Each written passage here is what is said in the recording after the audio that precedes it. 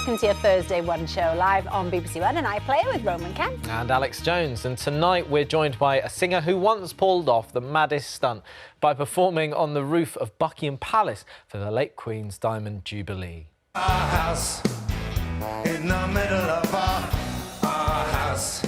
Yes, Madness frontman Suggs will be telling us why the band have teamed up with Dame Helen Mirren on their first album in 7 years.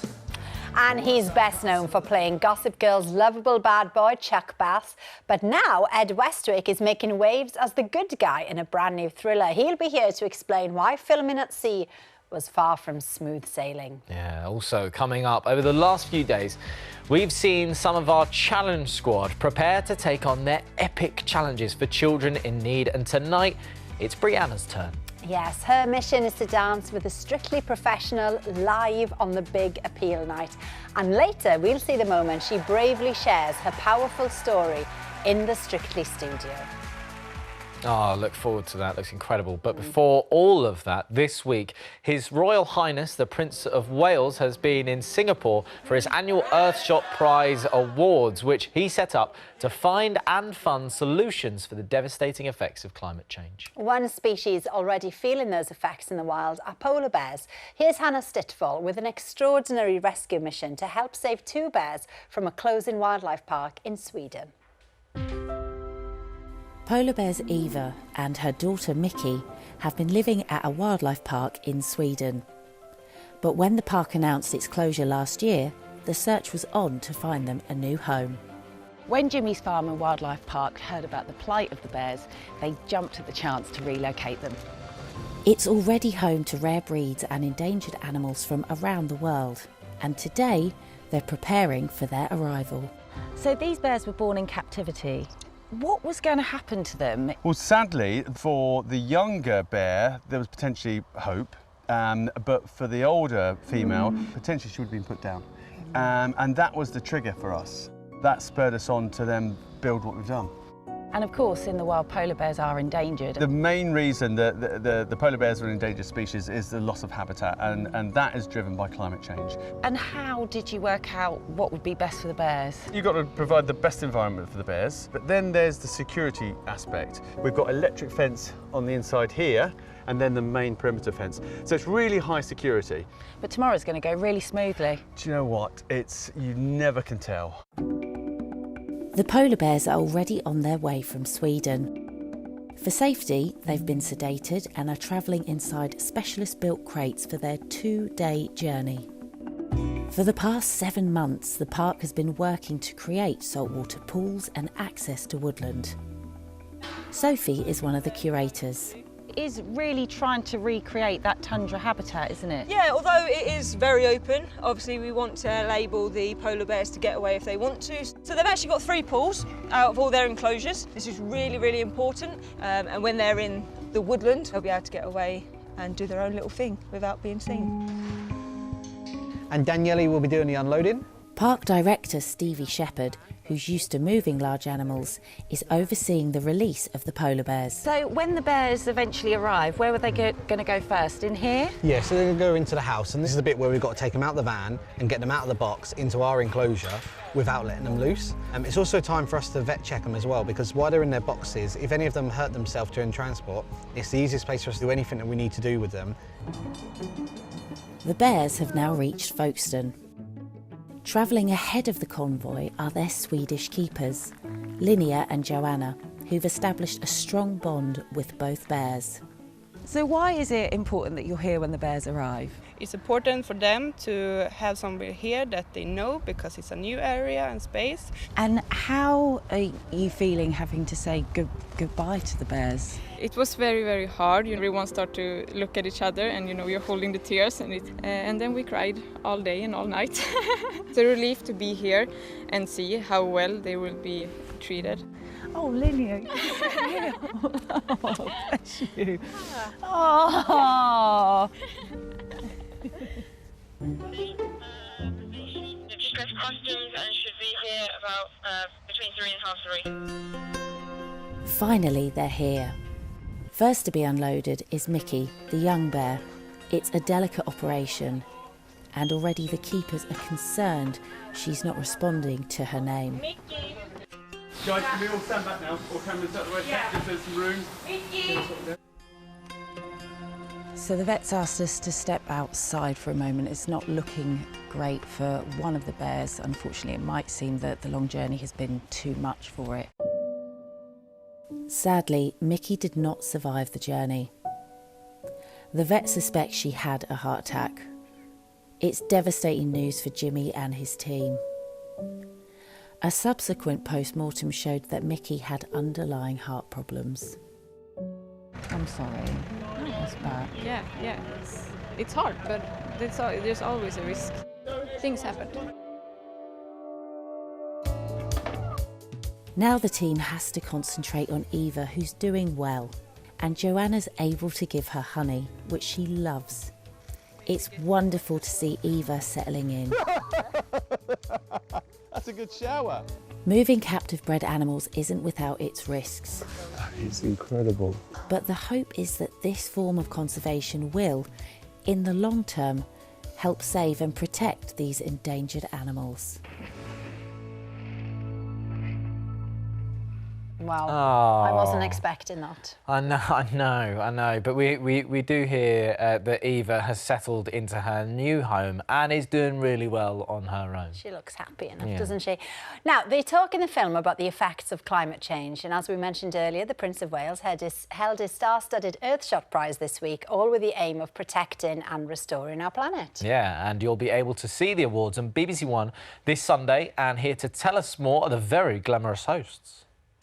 Hello, The One Show. I'm Hannah Waddingham. And I'm Sterling K. Brown, and we're in Singapore for the Earthshot Prize 2023. Make sure you join us this Sunday for a very special evening as we celebrate remarkable people who are doing truly innovative things to protect the environment. 5 of them will each win £1 million to put towards their work.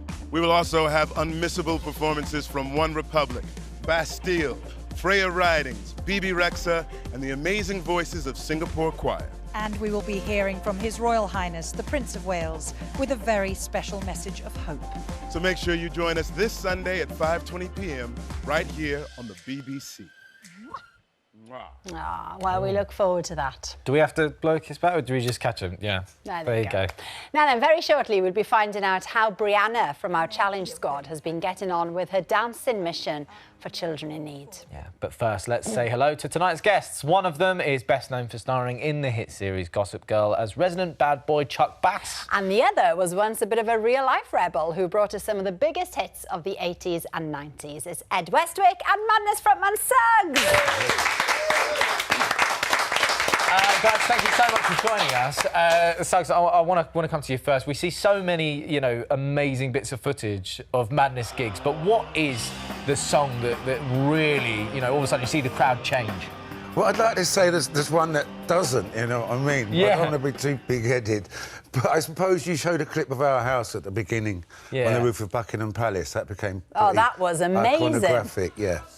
But yeah, we were fortunate we had quite a lot of hits. Yeah. People say, why have you lasted so long? I don't want to say, but that might be something to do with it. With that song, yeah, exactly. Well, yeah, and all those songs that come from that period, yeah. Ed, we know you're a big Madness fan. Yeah. What's your favourite? Do you know what? For me, Love Struck, that's always nice. It kind of, I don't know what it did, but you know how songs can kind of just there's something about them you can't quite put your finger on. But it did something to me. It was a great song. I mean, all the songs are great. So that one was one for me. Yeah, that was slightly more obscure songs about falling in love with a lamppost coming out of a pub. Sounds like a very good time. Sounds great. I missed that lamppost. But Suggs, there's always another one along, don't worry. Suggs, new music, first album in 7 years. Yeah. The single from it, C'est La Vie, is out now. Let's take a quick listen.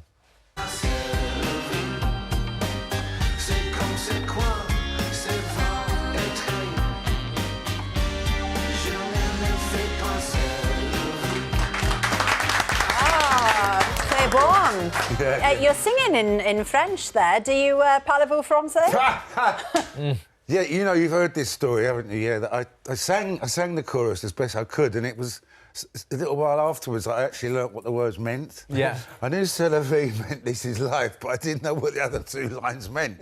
But I had to trust our keyboard player who wrote the song that I wasn't singing anything insulting about French people. Yeah.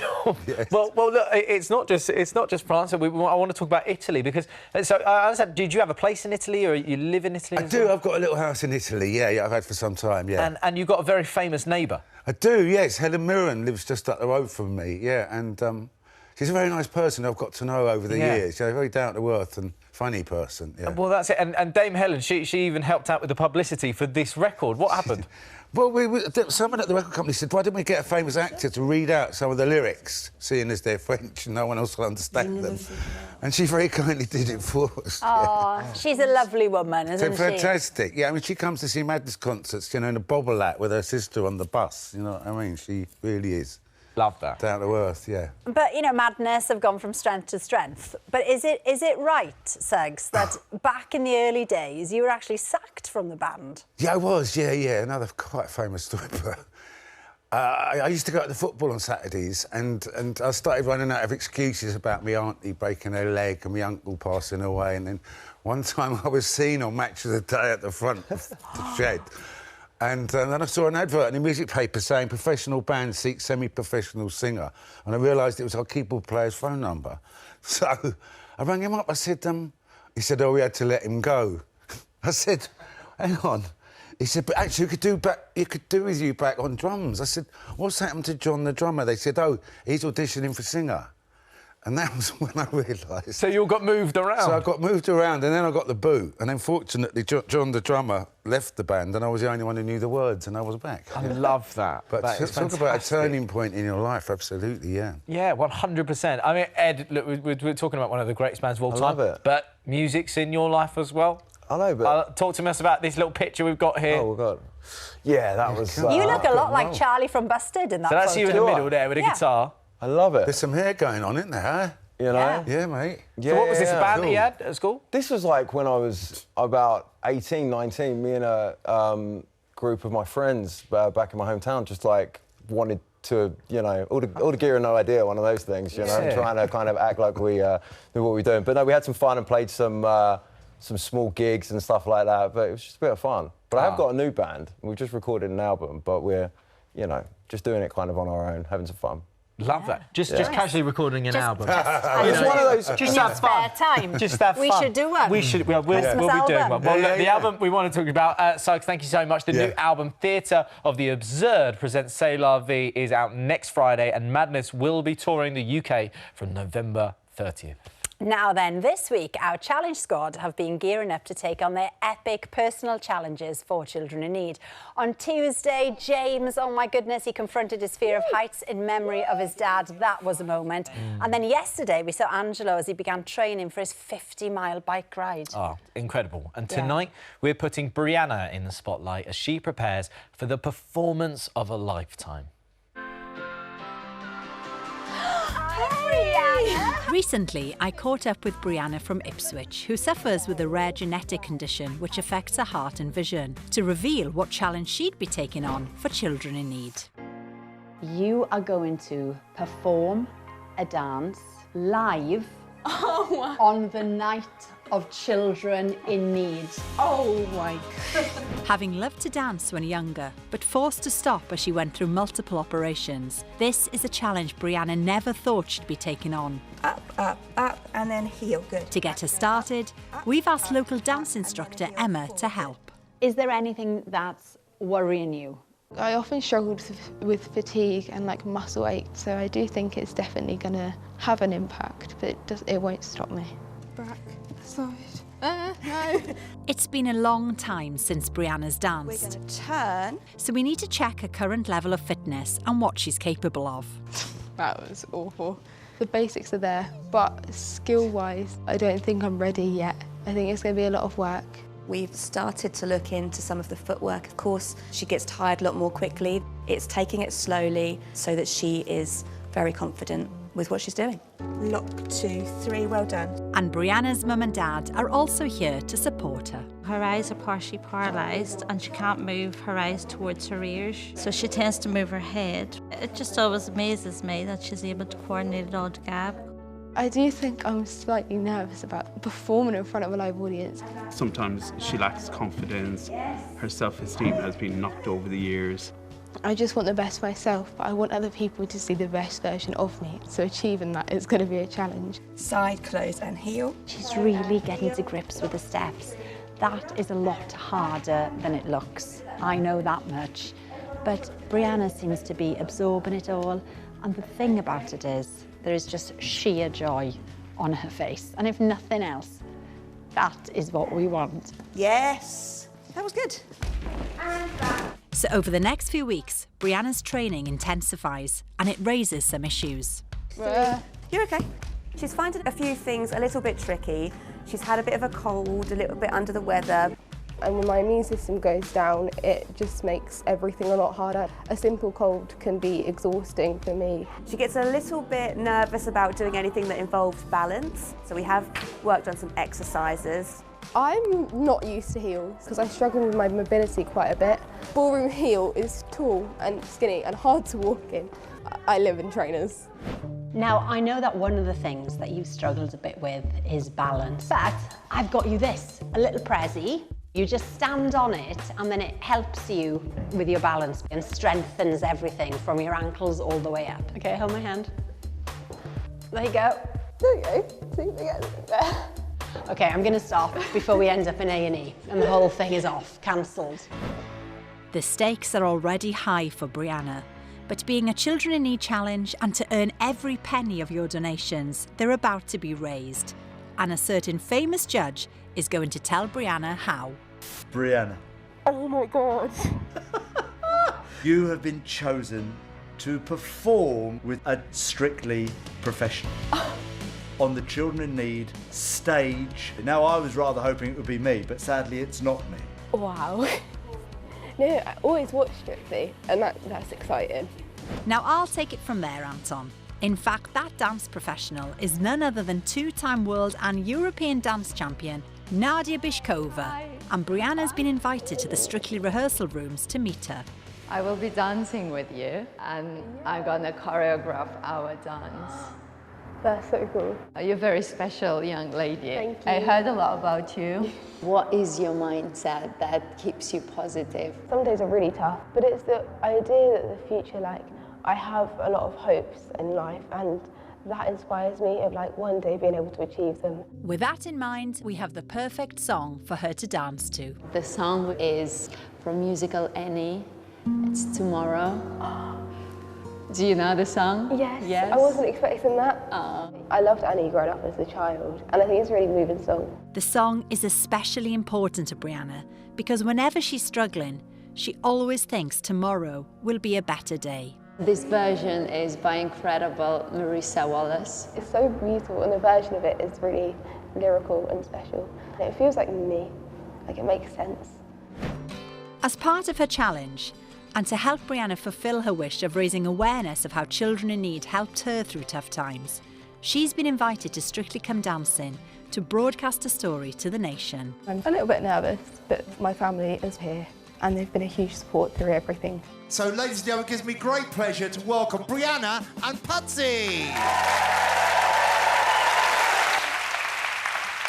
Hi, my name's Brianna and I'm 16. I'm here today to hopefully break down stigmas around living with long-term health conditions. I was born with a very rare heart and bowel condition. Sometimes I suffer from extreme fatigue, and at times simple things became hard. As a child, I always loved to dance, but the many times I spent ill or in hospital meant I couldn't keep dancing. At the same time, I faced bullying from children who probably didn't understand quite how much their words could hurt me. Very soon, I felt ashamed of who I was and didn't feel brave enough to talk about being different. Feeling lonely and isolated made my condition even tougher. Thankfully, my parents and I met the charity Echo. They've helped me to see that I didn't need to hide who I was from the world. As a part of Echo's funding comes from children in need, I want to give back. I'm taking part in a challenge of dancing on the Children in Need appeal show. I'm spending every moment trying to get the steps to move right. Some days are really tough physically, but I'm gradually getting there, and I won't let anything stop me.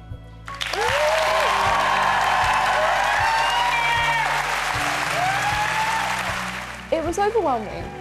I never imagined being on Strictly, and I think it just gives me a lot of confidence that I can do the dance. Brianna has been on a massive journey and has been challenging herself to the limit, and soon will be dancing live on the big night of Children in Need. Now, the reason Brianna is doing this is to raise money for projects that are funded by Children in Need. So please do give what you can. Thank you. Thank you. Young people like Brianna can really benefit from your donations. Now, we know, don't we, that times are tough, but even a little goes a very, very long way. If you want to show your support, here's the squad with all the details.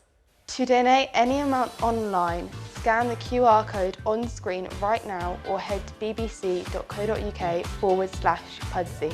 Or to donate 5, 10, 20, 30 or £40, text the word 5, 10, 20, 30 or 40 to 70717. Text will cost your donation amount plus your standard network message charge, and 100% of your donation will go to BBC Children in Need.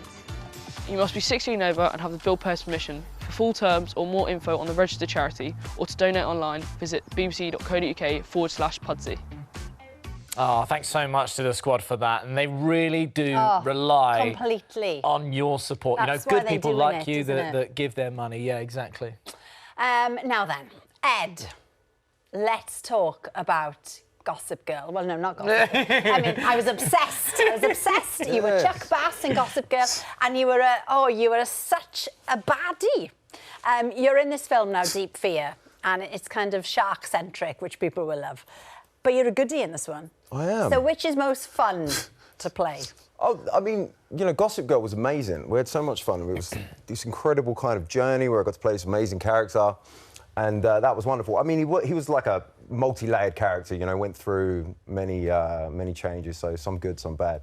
But this one, Deep Fear, he's a good guy. He's like not your hero at all, like not your typical hero, and just ends up in this completely extraordinary event, you know, this ordinary guy in an extraordinary situation. And I just found that really, really interesting. Like, how do I play it? It's different from anything I've played. And I'm a massive fan of like the shark genre films as well. I mean, we all grew up with Jaws, and that kind of kicked it off for all of us, right? And then there's been a bunch over the years, and I got to do this one, and it's super cool. I'm super happy with it, so yeah. Well, I mean, look, Deep Fear, for those people that are wondering, it's very tense. Yeah. I don't want to give away too much. Woman on a yacht, in trouble with a lot of sharks. A lot of stuff. I mean, it is a high-stakes survival thriller with a couple battling against the odds to overcome very hungry sharks and violent drug traffickers. Of course they are. It's not an easy day. Not an easy day. Yeah. So, yeah. We've got a taste of what people can expect. Let's have a look. I've pulled out of the path of the storm, and I'm currently spotting 2 people holding onto wreckage. Maria says her brother is still down there. She called because she's in distress. You need to do something!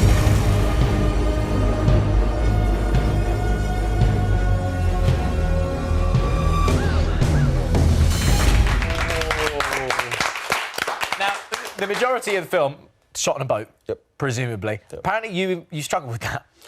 Just a bit. I don't know what's happened to me, but I used to be able to go on roller coasters and do all sorts of stuff. But now, at the moment, I literally set foot on a boat, I got instant seasick. So I was probably, like, you know, taking way too many anti-sickness tablets than you're supposed to, just to get through it. So, real tough guy.